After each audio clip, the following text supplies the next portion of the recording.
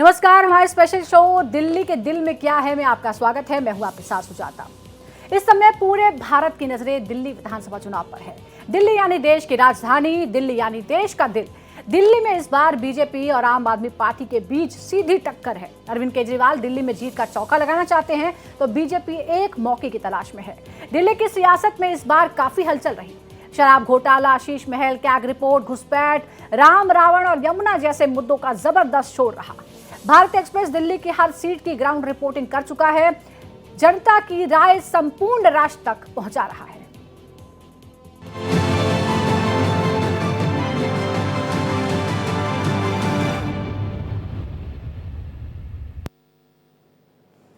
तो अब बड़ा सवाल यह है कि दिल्ली के दिल में क्या है, क्योंकि सभी पार्टियों ने तो पूरा जोर लगा दिया है। गृह मंत्री अमित शाह ने चुनाव प्रचार खत्म होने से पहले आज ताबड़तोड़ रैलियां की। अमित शाह ने अरविंद केजरीवाल और आम आदमी पार्टी पर जोरदार हमले किए। केजरीवाल पर दिल्ली वालों को धोखा देने का आरोप लगाया।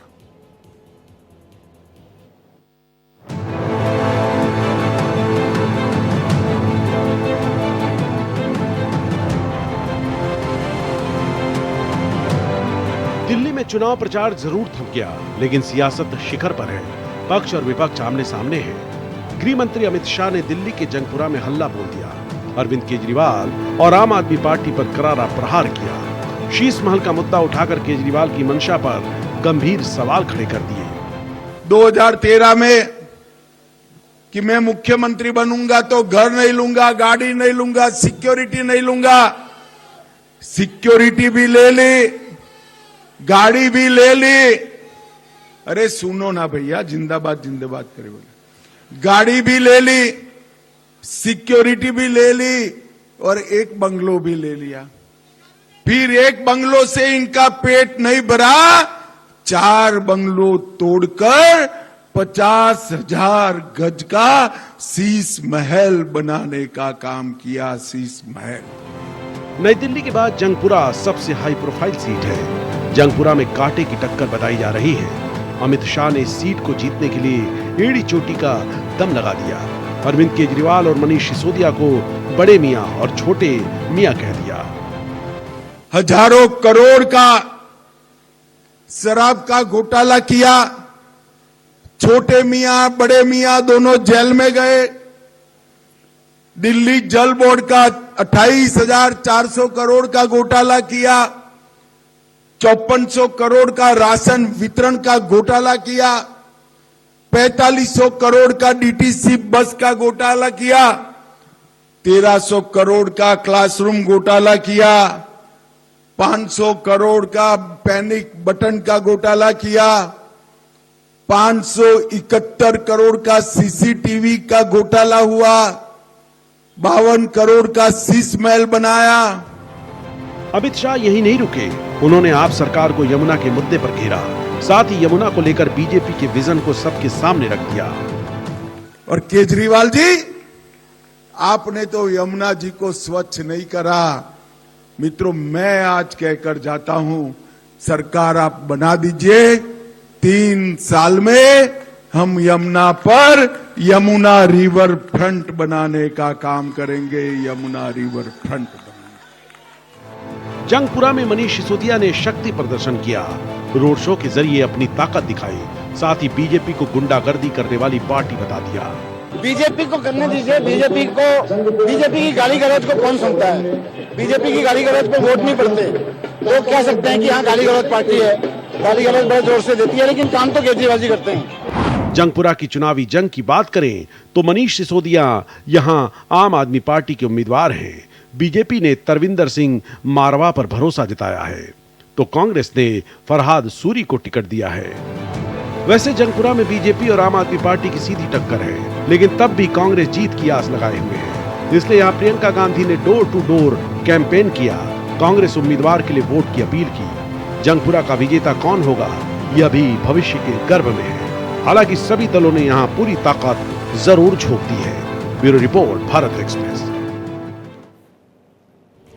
तो 5 तारीख को मतदान होने वाले हैं और आज प्रचार का शोर थम गया है, लेकिन पूरा जोर इस बार लगा दिया है तमाम पार्टियों ने। और खास तौर पर अगर हम देखें तो जो आक्रामक प्रचार हुआ है वो एक तरफ आम आदमी पार्टी का है, तो उसके सामने है दिल्ली में फिर से एक बार सत्ता में लौटने की कोशिश करने वाली बीजेपी, और इस पर हम चर्चा करेंगे कि आखिर 5 तारीख को किस तरफ जो है जनता का रुख होगा और 8 तारीख को नतीजे किसके पक्ष में होंगे। इस वक्त हमारे साथ वरिष्ठ पत्रकार रास बिहारी जुड़ गए हैं, हमारे संवाददाता रमेश सिंह भी हमारे साथ दिल्ली से जुड़ेंगे और साथ ही आदित्य द्विवेदी हमारे साथ जुड़ेंगे। इन सभी से हम बात करेंगे। सबसे पहले मैं आदित्य द्विवेदी आपके पास आना चाहती हूं, क्योंकि प्रचार हमने खूब देख लिया और तमाम मुद्दों पर चर्चा हुई। यमुना मैली क्यों है, यमुना साफ कौन करेगा, जहर कौन मिला रहा है, घोटाला किसने किया, शराब घोटाला हो या शीश महल का घोटाला हो। लेकिन जब प्रचार का शोर थम जाता है तब जो वो नर्वसनेस है उसका शोर जो है वो कहीं ज्यादा सुनाई देता है। क्या देख रहे हैं आप माहौल में आज? देखिए, अगर सुजाता हम आज की बात करें तो आज पूरी ताकत सभी पार्टियों ने झोंकी हुई है। उसमें भाजपा ने आज 22 रैलियां, रोड शो और उनके बड़े नेताओं ने जाकर के पूरी तरह से दिल्ली में चप्पे चप्पे पर आज आम जनता से जुड़ने की कोशिश की। वहीं जवाब में अरविंद केजरीवाल यानी कि आम आदमी पार्टी भी पूरी शिद्दत और पूरी ताकत के साथ लगी और खूब आरोप एक दूसरे पर लगाए गए, जिसमें जैसा कि अभी पूरे पैकेज में अभी दर्शकों को दिखाया गया कि किस तरह से चुन चुन करके अमित शाह ने आम आदमी पार्टी पर हमला बोला, सारे घोटालों को सिलसिलेवार ढंग से समझाया और उसमें पूरी तरह से आम जनता से जुड़ने की कोशिश की। वहीं केजरीवाल की बात करें तो उन्होंने भरोसा दिलाया इस तरह का कि अगर गारंटी और फ्री की योजनाएं जो मिल रही हैं आम आदमी पार्टी की सरकार से, वह सिर्फ आम आदमी पार्टी ही दे पाएगी, बीजेपी या कोई और सरकारें नहीं देंगी। इस वक्त सुजाता हमारे साथ तमाम लोग जुड़े हुए हैं, दिल्ली के लोग हैं जो हर तरह से निगाह रखे हुए हैं, जागरूक लोग हैं। और हमारे साथ संजय शर्मा जी हैं, सोशल एक्टिविस्ट हैं, उसके साथ ही और भी तमाम लोग हैं। हम उन्हीं से सीधे जुड़ते हैं और समझने की कोशिश करते हैं कि इस बार क्या कुछ रुख है दिल्ली विधानसभा चुनाव को लेकर। धन्यवाद आपका। पहले तो मैं कहूँगा जहाँ तक चुनाव जो दिल्ली में होने जा रहे हैं जी, बड़ा पेचीदा है, इसमें कोई संदेह नहीं है। दरअसल केजरीवाल कौन है, कैसा है, ये पब्लिक जानती है और उसको लाना नहीं चाहती है, लेकिन 3 लालच बहुत बड़े हैं पब्लिक के सामने कि साहब पानी मुफ्त मिल रहा है, बिजली मुफ्त मिल रही है, बस यात्रा मुफ्त मिल रही है। तो हो सकता है कि सीटें तो कम हो, लेकिन ये भी हो सकता है कि सरकार यही बनाए। मैं भविष्यवक्ता नहीं हूँ, लेकिन पब्लिक का मूड देखकर ऐसा लग रहा है। आपका विश्लेषण बिल्कुल सटीक लग रहा है, आपने बिल्कुल संतुलित बात कही है। आपसे समझना चाहेंगे कि आप क्या कहेंगे। मैं सुशील कुमार फक्कड़ शायर हूँ। असल में दिल्ली के अंदर 70 सीटों में से 50 सीटों से ऊपर कांग्रेस आ रही है। उसकी वजह ये है कि आखिर बीजेपी इतने सालों से महंगाई है जो देश के अंदर, उसके बारे में अगर दिल्ली में भी बीजेपी की सरकार आ गई तो कितनी महंगाई हो जाएगी उसका अंदाजा तो लगाया ही नहीं जा सकता। लेकिन 50 सीटें कांग्रेस शून्य पर है, कैसे ये पॉसिबल है कि 50 सीटें यानी कि सत्ता के शिखर पर पहुंचाए दे रहे हैं। ये तो मैं आपके पास दोबारा ऐसा है जी, क्योंकि कांग्रेस ने जो उम्मीदवार उतारे हैं ना, और जो पिछले शीला दीक्षित के काल में उसके जो कांग्रेस जब जीती, जब काल में थे ना, वो बहुत काम कर चुके हैं। उन्हीं उम्मीदवारों के बल पे कांग्रेस खड़ी करना चाह रही है अपनी सत्ता, और वो सही भी कर रही है, क्योंकि उसे पता है कि जिसका नाम है वही वोट ला सकता है और जिसका नाम नहीं वो इलेक्शन में क्या जीतेगा। इसलिए उन्होंने 70 सीटें डाल दी है। क्या कहीं से भी कोई त्रिकोणीय मुकाबला होता हुआ दिल्ली में इस बार नजर आ रहा है?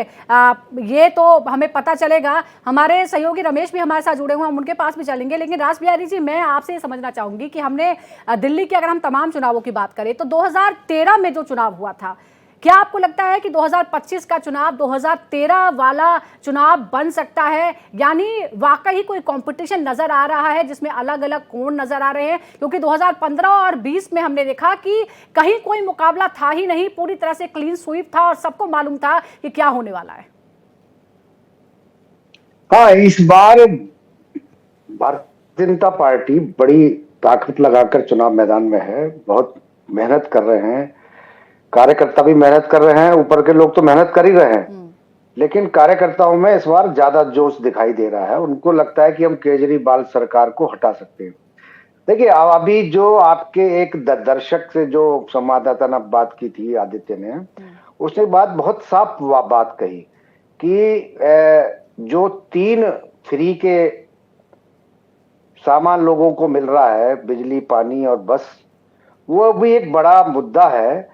लेकिन फ्री के वादे तो भारतीय जनता पार्टी भी कर रही है, सभी कांग्रेस कर रहे भी हैं सर, कांग्रेस भी कर रही है, बीजेपी कांग्रेस भी कर रही है। हम्म। लेकिन अभी जो एक और दूसरे जो कह रहे थे कि कांग्रेस की 50 सीटें आ जाएंगी, तो ठीक है, इसका मतलब कांग्रेस ने भी दम लगाया है, और जो कांग्रेस दम लगाएगी तो वो आम आदमी पार्टी का दम निकालेगी, क्योंकि आम आदमी पार्टी कांग्रेस के जो जनाधार था उसको हड़प कर ही सत्ता में आई है। और जिस तरह से 2013 में आम आदमी पार्टी ने कांग्रेस के समर्थन से सरकार बनाकर बिजली पानी मुफ्त का देकर, और 2015 के चुनाव में 67 सीटें जीतकर, और 2020 के चुनाव में 62 सीटें जीतकर जो ताकत दिखाई थी, अब जनता पूरी तरह से अरविंद केजरीवाल को जान गई है कि अब दिल्ली की जनता को यह बताना है कि उन्हें दिल्ली का विकास चाहिए या वो फ्री का माल लेकर दिल्ली की बर्बादी देखना चाहते हैं। क्योंकि पिछले 10 साल में अरविंद केजरीवाल ने बड़ी बड़ी गारंटियां दी, लेकिन हमने राष्ट्रपति MCD सवाल ये है चुनाव ना में कि भी हम देखा। फ्रीबीज के लिए किसी एक पार्टी को हम टारगेट क्यों कर रहे हैं, जब सभी पार्टियां कोई रिस्क लेने को तैयार नहीं है। अगर कांग्रेस और बीजेपी को लगता है कि ये सही नहीं है तो रिस्क ले लेती, वो किसी तरह के फ्रीबीज का ऐलान नहीं करती, लेकिन वो नहीं ले पाए। बीजेपी ने भर भर का ऐसे ऐलान किया है, कांग्रेस ने भी ऐसे ऐलान किया है। और आपने जो एक बात कही कि कांग्रेस अगर जोर लगाएगी तो ऐसा हो जाएगा, अब कब जोर लगाएगी सर? क्या कोई जोर लगाता हुआ आपको नजर आ रहा है? हर प्रदेश में जो कांग्रेस की समस्या है, जो बिखराव है, गुटबाजी है, वो दिल्ली में भी है। अलग अलग खेमे बटे हुए हैं, सब जानते हैं। देखिए, दिल्ली में तो कांग्रेस के पास में लीडरशिप की कमी है, नेतृत्व भी नहीं है कांग्रेस के पास में। कांग्रेस के जो बड़े नेता थे वो इस दुनिया में नहीं रहे, और जो 2-4 नेता थे वो भारतीय जनता पार्टी में आ गए, वो भारतीय जनता पार्टी की तरफ से चुनाव मैदान में है। बिल्कुल, शीला दीक्षित की तो आधी से ज्यादा टीम बीजेपी के साथ है। देखिए, शीला दीक्षित सरकार में जितने भी मंत्री थे उनमें से अगर आप एक आध दो छोड़ दें, जैसे हारून यूसुफ कांग्रेस में है, लेकिन राजकुमार चौहान या अरविंदर सिंह लवली जो बड़े नेता थे वो भारतीय जनता पार्टी से चुनाव मैदान में है। अशोक बालिया इस संसार अभी इस दुनिया में नहीं है, शीला दीक्षित भी इस दुनिया में नहीं है। देखिए, उनके नाम पर कांग्रेस वोट तो लेना चाहती है, लेकिन कांग्रेस ने क्या किया? कांग्रेस ने जो शीला दीक्षित सरकार पर सबसे ज्यादा जो भ्रष्टाचार के आरोप लगाए थे, शीला दीक्षित के मना करने के बावजूद कांग्रेस ने आम आदमी पार्टी को समर्थन देकर सरकार बना बिल्कुल। दिया। और दिल्ली में शीला दीक्षित के बाद दूसरी पंक्ति के नेता कांग्रेस के आखिर कहां गए? कहां गया वो जो नेतृत्व करने वाले लोग थे? क्या उनको तैयार नहीं किया गया, या फिर उन्होंने अपना मौका देखा और उन्हें लगा कि कहीं और जाने में भलाई है तो वो चले गए? इस बीच अरविंद केजरीवाल ने प्रेस कॉन्फ्रेंस करके फिर एक बार बीजेपी और चुनाव आयोग पर गंभीर सवाल उठा दिए। केजरीवाल ने कहा कि चुनावों को प्रभावित करने के लिए बीजेपी गुंडागर्दी पर उतर आई है। साथ ही दिल्ली पुलिस और चुनाव आयोग बीजेपी की टीम बी बन गई है। जो बीजेपी के अंदर से खबरें आ रही हैं कि वो दिल्ली पुलिस का बेजा इस्तेमाल करने वाली है, सारे कानून संविधान एक तरफ ताक पे रख के। केजरीवाल जी वोट तो आपको देते हैं, पता नहीं जाता कहाँ है। दिल्ली के दंगल पर भारतवर्ष की नजर है। आने वाले चुनाव में भी दिल्ली की सियासत का बड़ा असर है। अरविंद केजरीवाल किसी भी तरह दिल्ली के चुनाव में जीत का चौका लगाना चाहते हैं। इसके लिए वो पुरजोर कोशिश भी कर रहे हैं। केजरीवाल ने बीजेपी पर एक के बाद एक सिलसिलेवार ढंग से आरोप लगाया, बीजेपी को गुंडागर्दी करने वाली पार्टी बताया। जो बीजेपी के अंदर से खबरें आ रही हैं कि वो दिल्ली पुलिस का बेजा इस्तेमाल करने वाली है, सारे कानून संविधान एक तरफ ताक पे रख के दिल्ली पुलिस को पूरी गुंडई पे उतारा जाएगा। पूरे दिल्ली के अंदर हमने ढेरों क्विक रिस्पांस टीम QRT बनाई है दिल्ली के अंदर। वो टीम तुरंत 10-15 मिनट के अंदर आपके यहाँ पहुँच जाएगी और इन लोगों को गैर संवैधानिक, गैर कानूनी काम करने से रोकेगी, गलत काम करने से, पाप करने से इन लोगों को रोकेगी, इनको गिरफ्तार करवाएंगे।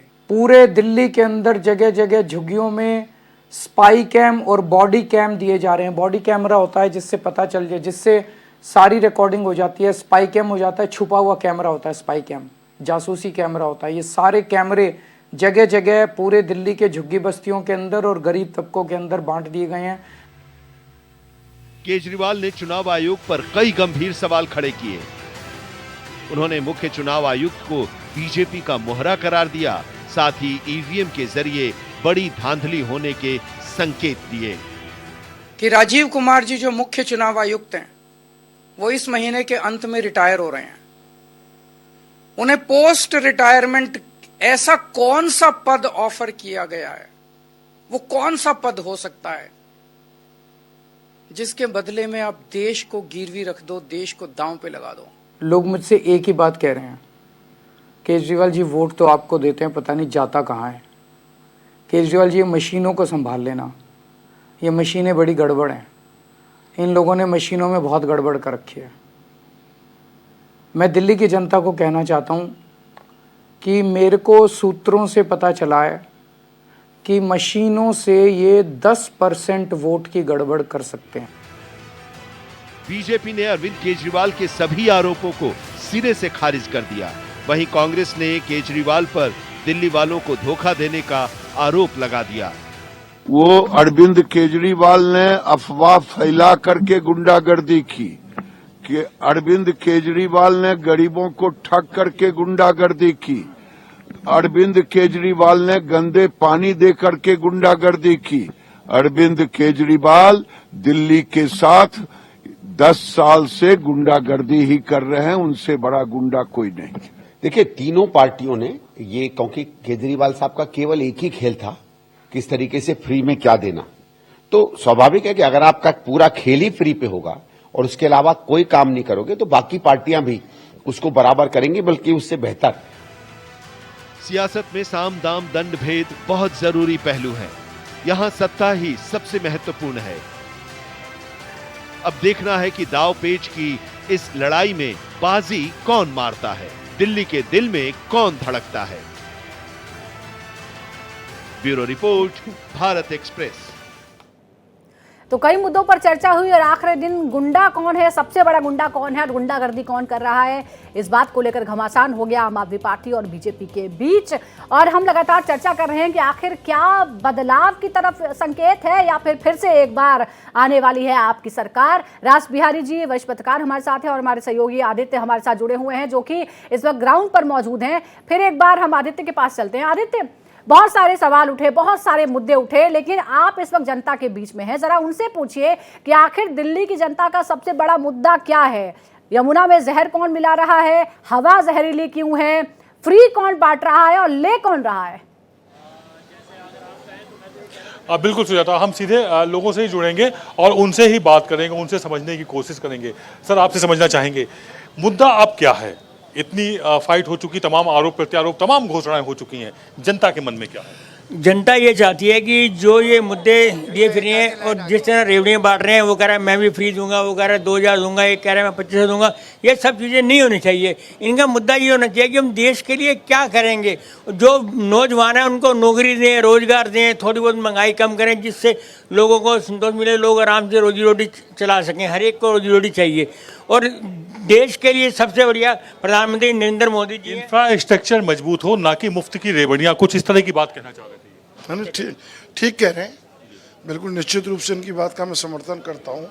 रेवड़ियों से, अब रेवड़ियाँ क्या, दरअसल दिल्ली के लोगों को ना, दिल्ली के लोगों को अब सुकून चाहिए। एलजी साहब का झगड़ा, रोज़ बहानेबाजी पुलिस ने कर दिया, इस चीज़ से मुक्त होके हम लोगों को खूबसूरत दिल्ली चाहिए। ऐसा शासन चाहिए जो कम से कम ये बातें ना करे और सुकून से विकास करे और दिल्ली के लोगों की बातें सुने। खूबसूरत दिल्ली हो, सुकून की दिल्ली हो। लोग अब ये सब ड्रामा नहीं चाहते हैं जो पिछले 10 सालों से लड़ाई चल रही है केंद्र और राज्य में। बीजेपी सरकार आनी चाहिए, महंगाई कम होनी चाहिए। सर, महंगाई कम होनी चाहिए, बीजेपी सरकार आनी चाहिए। आदित्य, एक अगर हम बात सवाल मुद्दों है की आदित्य, तो हम जब भी ग्राउंड में जाते हैं तो सब लोग ये कहते हैं कि फ्री नहीं चाहिए, फ्री क्यों बांटा जा रहा है, इंफ्रास्ट्रक्चर पर काम दो, तो आखिर ये फ्री ले कौन रहा है और कोई पार्टी, तमाम पार्टियां बांट क्यों रही है। जाहिर तौर पर उनको लगता है कि फ्री के बिना काम नहीं चलेगा। फ्री के बगैर अगर काम नहीं चलना है तो फिर फ्री की रेवड़ियां सभी पार्टियों की तरफ से दी जा रही हैं। आखिरकार पार्टियां मजबूर हुई है ना, लोगों के वोटरों की वजह से। देखिए, अगर देश को तोड़ने वाले अगर आपको फ्री में दे रहे हैं तो जो देश को जोड़ना चाहते हैं उनको वही करना पड़ेगा। बच्चों को क्या चाहिए, बच्चे रोते रोते देखिए बीमारी में कड़वी दवाई नहीं पीते हैं, लेकिन वो उसमें थोड़ा सा मिठास मिला दीजिए तो बच्चे पी जाएंगे। इसीलिए जरूरी है आज कि मोदी जी भी उसी तरह की दवाई हमें बिल्कुल, तो पिलाए। ये जो फ्री है ये जरूरी है या मजबूरी है? रास बिहारी जी भी हमारे साथ जुड़े हुए हैं। रास बिहारी, सवाल यही है कि फ्रीबीज को लेकर सुप्रीम कोर्ट तक बात उठ चुकी है। कई तरह के सवाल उठाए गए कि हमारी सैलरी देने के लिए आपके पास पैसे नहीं है लेकिन फ्री बांटने के लिए आपके पास पैसे हैं। तो सवाल ये है कि क्या ये जो पैटर्न है ये पॉलिटिकल पार्टीज के लिए भी, सरकारों के लिए भी एक सस्ता और आसान काम हो गया है कि बड़ा काम करें, बड़े बड़े इंफ्रास्ट्रक्चर बनाएं, महंगाई कम करें, रोजगार पैदा करें? उससे अच्छा है कि छोटा छोटा अमाउंट बांट ले जिसका तुरंत इंस्टेंट असर मिले, इंस्टेंट प्रसाद मिले।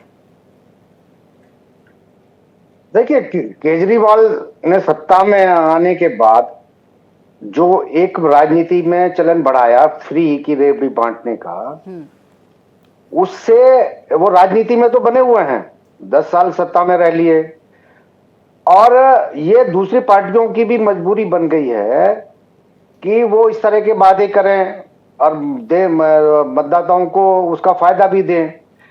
लेकिन जो दिल्ली के लोग देख रहे हैं कि हम फ्री का माल तो ले रहे हैं, हम फ्री का बिजली पानी तो इस्तेमाल कर रहे हैं, लेकिन जो दिल्ली का विकास होना चाहिए था, खास तौर पे दिल्ली में जो इंफ्रास्ट्रक्चर बढ़ना चाहिए था, अब आप बढ़ती आबादी के साथ में बढ़ते वाहनों के कारण अब अभी आप देखेंगे बहुत सारे फ्लाईओवर बने हैं जो पहले से बने हुए थे, लेकिन सुबह शाम जो जाम लगता है, जो पॉल्यूशन बढ़ रहा है दिल्ली में, उसके लिए तो कोई प्लानिंग दिल्ली सरकार आज तक नहीं कर पाई है।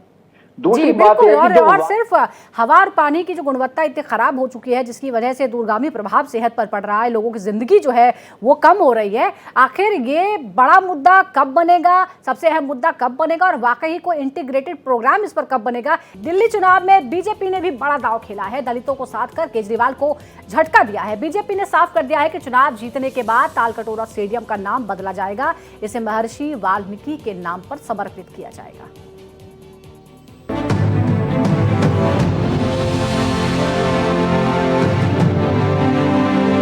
दिल्ली का सियासी घमासान बहुत प्रचंड हो गया है। राजनीतिक दलों के बीच जुबानी हमले तीखे हो गए हैं। सभी दलों ने दिल्ली चुनाव को स्वाभिमान की लड़ाई बना लिया है और इसी बीच बीजेपी ने दिल्ली चुनाव में दलित कार्ड भी खेल दिया।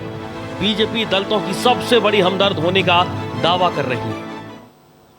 वाल्मीकि समाज जो एक पिछड़ा हुआ समाज है, अनुसूचित जाति का समाज है, जब तक हम हमारे अनुसूचित वर्ग को आगे नहीं लेकर आएंगे, देश कभी आगे नहीं बढ़ पाएगा। दिल्ली में दलित वोटर 18% है, जो सभी 70 सीटों पर असर डालते हैं। दलित वोटर लगातार अरविंद केजरीवाल के साथ रहा है, लेकिन इस बार पेंच फंसा हुआ है। दलित वोटर राहुल गांधी की लीडरशिप में कांग्रेस से प्रभावित दिख रहा है और इसीलिए नई दिल्ली सीट से केजरीवाल खतरे में नजर आ रहे हैं। बीजेपी ने केजरीवाल की मुश्किलों को और बढ़ा दिया है, वाल्मीकि वाला दांव चल दिया है। देखिए, पहले वो 4 महीना पहले अलायंस की बात करते थे दोनों, उनका सीट शेयरिंग फार्मूला बना नहीं, इसलिए वो अलग अलग लड़ रहे हैं। अब उन दोनों की क्या जो है ना लड़ाई है, क्या अंडरस्टैंडिंग है, मैं तो नहीं बता सकता। मैं मेरा चुनाव लड़ रहा हूँ, मेरा काम है कि यहाँ के लोगों की समस्याओं को जो है जल्दी से जल्दी खत्म कराना, मेरा केवल उसी से संघर्ष है। मेरा आखिरी सवाल, कल प्रियंका गांधी जी ने कहा कि आम आदमी पार्टी, अरविंद केजरीवाल और अमित शाह दोनों लोग इंडस्ट्रीज के स्लेवर्स हैं, क्या बोलना चाहते हैं आप इस पे? देखिए, 12 लाख तक की कमाई वालों का जीरो इनकम टैक्स होना आजाद भारत में कोई सोच ही नहीं सकता था। दूसरी तरफ बीजेपी ने रोहिंग्या का मुद्दा उठाकर आप सरकार को घेरा। केजरीवाल पर पूर्वांचलियों से विश्वासघात का आरोप लगाया।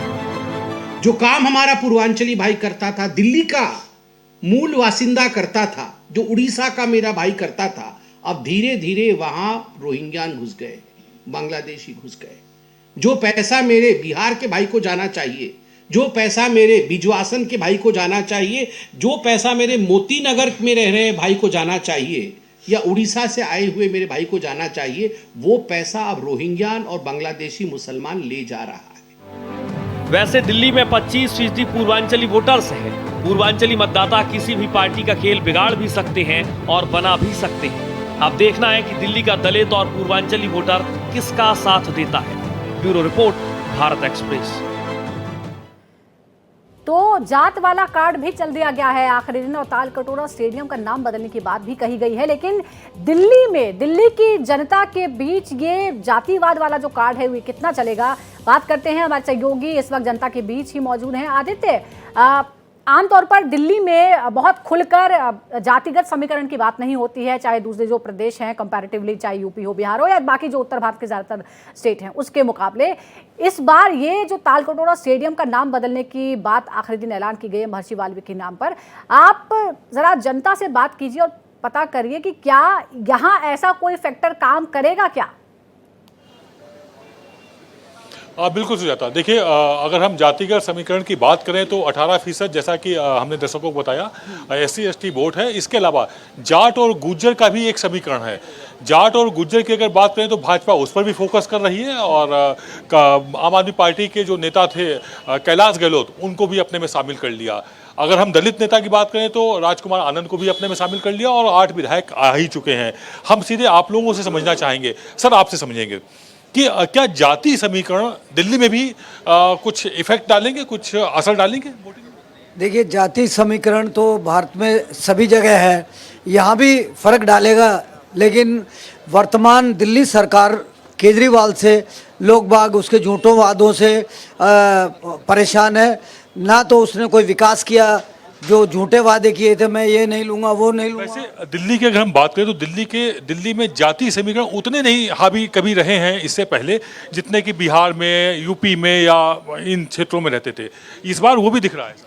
नहीं, जो जाति समीकरण है जो ग्रामीण क्षेत्र है, जैसे बाहर दिल्ली का इलाका है या दक्षिण दिल्ली का इलाका है, जो ग्राम आते हैं वो वहाँ पे जाति समीकरण आ रहा है कि वहाँ पे जातिवाद की वजह वोट डाला जा रहा है। क्या युवा भी क्या जाति उसमें फंस रहा है या भटक रहा है? नहीं, युवा तो सिर्फ इस चक्कर में है कि केजरीवाल के झूठ से परेशान है। केजरीवाल जी कहते हैं कि हम आपके लिए ये करेंगे वो करें, पर केजरीवाल जी कुछ नहीं करते। केजरीवाल जी ने माफी मांगी हुई है कि कोरोना में आदित्य बातों में एंटी इनकम्बेंसी जो है बहुत हद तक झलक रही है। हालांकि ये वोट में कितनी तब्दील होगी ये तो हमें 8 तारीख को ही पता चलेगा। राज बिहारी जी, हम जो जातिगत समीकरण की बात कर रहे हैं, जिस तरह से तालकटोरा स्टेडियम का नाम बदलने की बात हो रही है, आपको लगता है कि ये जो मुद्दे हैं ये देश की राजधानी दिल्ली में जहाँ अलग अलग तरह के लोग हैं, जहाँ जात से ज्यादा क्षेत्र हावी है, क्योंकि बहुत से ऐसे इलाके हैं जहां पर किसी एक क्षेत्र से आए हुए, पूर्व से आए हुए, यूपी बिहार से आए हुए लोग बसे हुए हैं, पंजाब से आए हुए लोग बसे हैं, क्षेत्रवाद ज्यादा काम करता है बजाय के जातिवाद के? देखिए, सबसे बड़ी बात तो यह है कि यहाँ पर जो मुस्लिम बाहुल्य सीट है वहाँ हिंदू मुस्लिम फैक्टर बहुत मायने रखता है। और दूसरा, जैसे कि हम बात कर रहे थे कि जो अनुसूचित जातियां हैं दिल्ली में, उसमें जो वाल्मीकि समाज है, वाल्मीकि समाज का ज्यादातर झुकाव भारतीय जनता पार्टी की तरफ रहा है। लेकिन कांग्रेस की सरकार के रहने के दौरान वाल्मीकियों का झुकाव भी कांग्रेस की तरफ हो गया था। क्योंकि अगर आप देखेंगे तो 1993 के जो पहली बार विधानसभा के चुनाव हुए थे, उस समय दिल्ली में 13 रिजर्व सीट हुआ करती थी, जिसमें 9 पर भारतीय जनता पार्टी ने जीत हासिल की थी।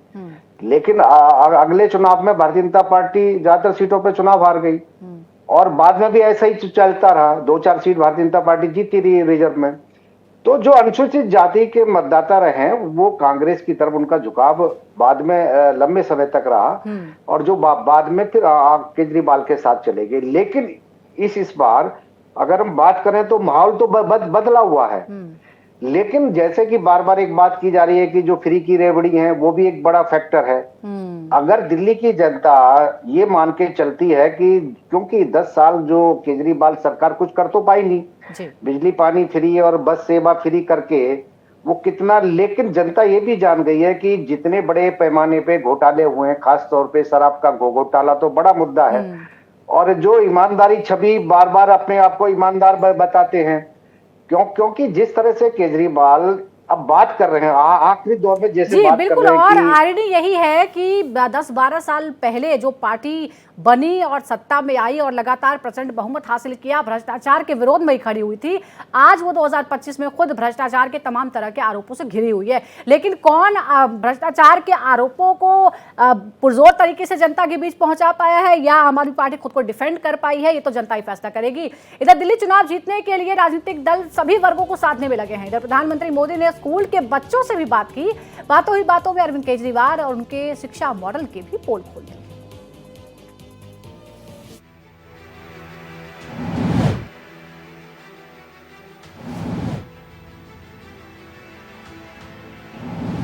दिल्ली का दंगल बहुत रोमांचक मोड़ पर है। सभी दलों ने अपनी पूरी ताकत झोंक दी है। राजधानी की एक एक सीट पर कांटे की टक्कर है। दिल्ली का विजेता बनने के लिए कोई दलितों को साध रहा है, कोई पूर्वांचलियों का हमदर्द बना हुआ है, तो कोई युवा शक्ति में संजीवनी ढूंढ रहा है। दिल्ली चुनाव से ठीक पहले प्रधानमंत्री नरेंद्र मोदी ने स्कूल के बच्चों से मुलाकात की, बच्चों के मन की बात सुनी, फिर अपने मन की बात उनसे साझा की। बातों ही बातों में आम आदमी पार्टी की चुटकी ली, केजरीवाल के एजुकेशन मॉडल पर सवाल खड़े कर दिए। ये दिल्ली में 9वीं कक्षा के बाद बच्चों को आगे जाने ही नहीं देते। जो बच्चे गारंटी है पास होंगे उन्हीं को जाने दें। क्यों? क्योंकि उनका रिजल्ट खराब हो जाएगा तो मेरी सरकार की इज्जत खराब हो जाएगी, इसलिए बड़ा बेईमानी का काम होता है। दिल्ली के दंगल में इस बार बीजेपी और आम आदमी पार्टी की सीधी टक्कर है। बीजेपी किसी भी कीमत पर दिल्ली में 27 साल का सूखा खत्म करना चाहती है, तो आम आदमी पार्टी जीत का चौका लगाने को बेकरार है। तो दिल्ली को विकास का नया बसंत 8 तारीख को मिलेगा, ऐसा हमारा भी विश्वास है और दिल्ली की जनता उस पर अपनी मोहर लगाएगी। 5 तारीख को भारतीय जनता पार्टी को विजय बनाएगी। अरविंद केजरीवाल नौटंकी मास्टर हैं, लगातार नौटंकी करते हैं और ये बात हम 1 महीने से कह रहे थे कि जैसे जैसे चुनाव आएगा अरविंद केजरीवाल की नौटंकी चालू रहेगी। खुद अपने कार्यकर्ताओं को उकसाना, खुद अपने कार्यकर्ताओं को दिखाना और पहले से वीडियो की टीम तैयार करना, ये पुराने हथकंडे जो अरविंद केजरीवाल हर चुनाव में आजमाते हैं। वही करता है जो हार रहा होता है, और जिस तरीके से भारतीय जनता पार्टी जगह जगह बेईमानी करती हुई दिख रही है, कहीं पे पैसे बांट रहे हैं, कहीं पे शराब बांट रहे हैं, आम आदमी पार्टी वालों को प्रचार नहीं करने दे रहे हैं। हमारी एलईडी वैन प्रचार कर रही थी तो उसको तोड़फोड़ की गई। बीजेपी ने दिल्ली में इस बार बहुत आक्रामक चुनाव प्रचार किया, वहीं आम आदमी पार्टी पहले से काफी डिफेंसिव नजर आई। अब देखना है कि 8 फरवरी को दिल्ली वाले किस पार्टी पर भरोसा जताते हैं, किसके सिर जीत का सेहरा सजाते हैं। Bureau report, Bharat express. तमाम पॉलिटिकल पार्टीज ने पूरा जोर लगा दिया और अब दिल्ली चुनाव के लिए पूरी तरह से तैयार है। इधर दिल्ली पुलिस के special CP crime Devendra Chandra Srivastava ने कहा है कि 5 फरवरी को दिल्ली में मतदान होना है, इसे लेकर दिल्ली पुलिस की तैयारी पूरी है। और उन्होंने ये भी कहा कि दिल्ली में जब से एमसीसी लागू हुआ है, कल तक हमने करीब 196 किलो ड्रग्स जब्त की है, जिसकी कीमत करीब 78 करोड़ रुपए है। इसके अलावा 1,08,000 लीटर अवैध शराब भी जब्त की गई है, जिसकी कीमत 3.75 करोड़ रुपए है। इसके अलावा 13,766 बूथों में से 3,149 बूथ संवेदनशील हैं। देखिए, दिल्ली पुलिस की तैयारियां पूरी तरह से मुकम्मल है। हर बूथ पे कितना फोर्स लगेगा, कितना दिल्ली पुलिस कर्मी लगेंगे, कितने आउटसाइड की फोर्स लगेगी, उसका कहां पे पेट्रोलिंग होगी, किन एरियाज को कवर किया जाएगा, तो इस तरह की जो सारी तैयारियां हैं उसकी हमने प्लानिंग कर ली है। और शुरू से ही हम लोग अभी तक जो है चुनाव के लिए चाहे पेट्रोलिंग हो, चाहे जो रैलीज है या मीटिंग है, उनको कवर करने का है, तो हर तरह का इंतजाम किया जा रहा है। अभी तक का अगर मैं कल तक की बात करूं तो लगभग 196 किलो ड्रग्स हैं, जो कि 78 करोड़ मूल्य की है, और इसके अलावा 1,08,000 लीटर इलिसिट लिकर है, जो कि लगभग 3.25 करोड़ रुपए की है। और तो ये दोनों हैं। इसके अलावा हमने कैश की भी बरामदगी की है। तो जो भी चीजें कॉन्ट्राबैंड्स हैं, कैश है, और जितना जो बाकी एजेंसीज के साथ कोऑर्डिनेशन है, उसके साथ हम लोग व्यवस्था कर रहे हैं। तो दिल्ली पुलिस तो पूरी तरह से तैयार है, लेकिन आखिरी दिन आते आते अब ईवीएम भी एक बार फिर दिल्ली चुनावों में आ गया है। और हमारे साथ हमारे सहयोगी आदित्य भी हैं और रास बिहारी जी भी हमारे साथ हैं। आदित्य, ये बताइए कि 2 चुनावों में 90+ सीटें जीतने वाली पार्टी अब ईवीएम को लेकर थोड़ा सा संकट जता रही है, इनसिक्योरिटी है, इसका मतलब क्या है?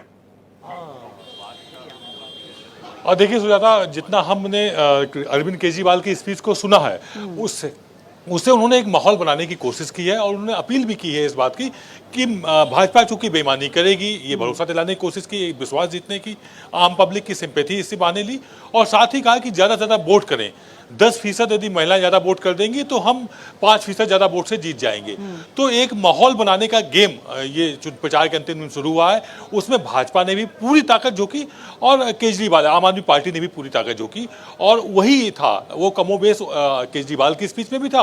और लगभग अगर हम देखें अमित शाह की स्पीच हो या बच्चों के बीच में गार्जियंस को एक मैसेज देने का काम प्रधानमंत्री ने किया, और बाकी भाजपा के नेताओं ने जो कुछ भी किया, आज अगर क्रमवार देखें तो 12 बजे के बाद से लेकर 5 बजे तक बयान भाषणबाजी ऐसी रही है जिसमें बल्क में दिल्ली वासियों को प्रभावित किया जा सके। लेकिन आदित्य ये भी है कि क्या कोई डर का माहौल भी है रास बिहारी जी? अगर दिल्ली के चुनावों की हम बात करें तो इतनी ज्यादा सीटें 2-2 बार हासिल की आम आदमी पार्टी ने, और अब उस पार्टी के नेता ये खुद अपना जो ग्राफ है वो खुद घटा रहे हैं। वो 62 नहीं, वो 55 की बात करते हैं, फिर कहते हैं कि ईवीएम में गड़बड़ी हो सकती है, 10% सीटें घट सकती हैं, महिलाओं को जोर लगाना होगा। आपको लगता है कि एक नेता के तौर पर ये मोरल डाउन करने वाली बात है कि आप खुद अपनी सीटें गिरा रहे हैं, किसी और की आपकी जरूरत ही नहीं है?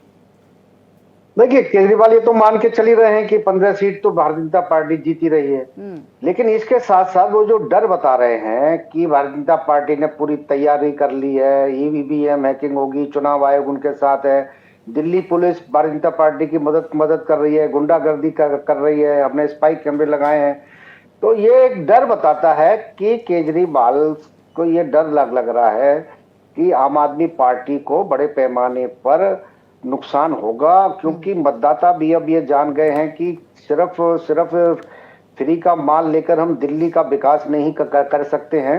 क्योंकि देखिए, दिल्ली में जिस तरह की प्लानिंग होनी चाहिए थी, जिस तरह से लगातार आबादी बढ़ती जा रही है, उसकी प्लानिंग बहुत कम है, क्योंकि ना नए स्कूल बन रहे हैं, ना नए अस्पताल बन रहे हैं, ना कोई इंफ्रास्ट्रक्चर बड़ा है, ना कोई मकानों की बात कर रहा है। लोग खाएंगे, लगातार बढ़ रहा है। अगर आप देखेंगे तो 40 साल में जो दिल्ली की आबादी 2.5 करोड़ और 3 करोड़ तक पहुंच गई है, ये तो एक सरकार, ये तो एक आंकड़े हैं, लेकिन उससे बहुत ज्यादा बड़ी संख्या में लोग ऐसे रहते हैं जो अभी किसी आंकड़े में नहीं आते।